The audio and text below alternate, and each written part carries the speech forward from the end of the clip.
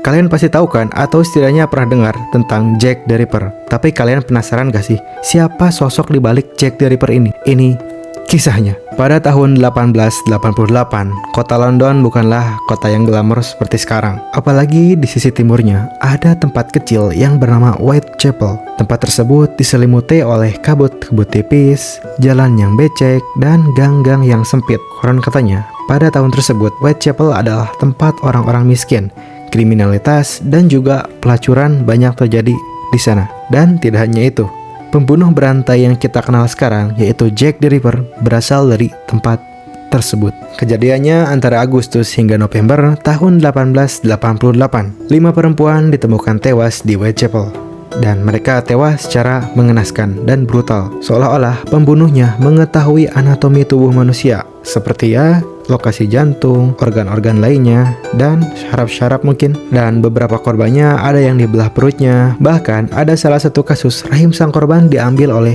si pembunuhnya. Dan kelima wanita itu adalah Mary Ann Nichols, Annie Chapman, Elizabeth Stride, Catherine Eddowes, dan Mary Jane Kelly. Dan Mary Jane ini adalah korban yang paling muda dan juga paling sadis kondisinya daripada kelima korban lainnya. Mayat Mary Jane Kelly ini ditemukan di penginapan. Saat ditemukan, tubuhnya sudah terpotong-potong, hampir tidak dikenali identitasnya. Dan polisi di London saat itu ada polisi terkenal, yakni Scotland Yard. Mereka dipermalukan, dan oleh karena itu mereka menurunkan detektif terbaik mereka, menyebarkan poster, mewawancarai ratusan orang, dan bahkan menggunakan anjing pelacak. Tapi hasilnya nihil. Dan tidak hanya itu, katanya banyak surat-surat misterius yang datang, dan yang paling terkenal adalah Dear Boss yang ditandatangani langsung oleh Jack the Ripper. Surat itu berisi ejekan-ejekan kepada polisi. Dia mengatakan bahwa dia tidak mungkin tertangkap, dan katanya surat tersebut ditulis oleh darah. Dan tidak lama setelah surat tersebut datanglah paket selanjutnya yang berisi ginjal manusia, dan disebut-sebut bahwa ginjal tersebut adalah